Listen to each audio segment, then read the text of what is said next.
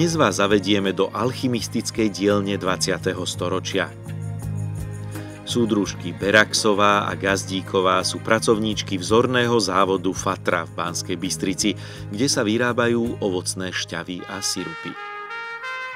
Vo várni pripravujú šťavu, ktorá sa cez sklad dostáva na mládežnícku linku pod vedením súdružky Milošovej.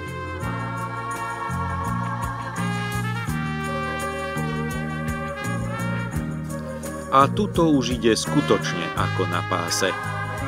Pracovníčky mládežníckej linky, zväzáčky sa aj cez zjazd Československého zväzu mládeže, na ktorom ich zastupovala Eva Kvasnová, snažili udržať meno vzorného kolektívu.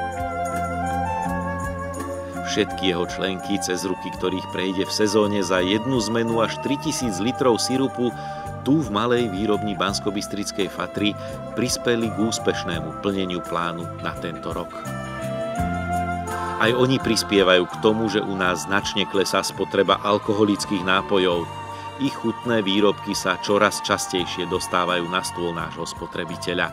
Veríme, že si na nich pochutíte aj vy.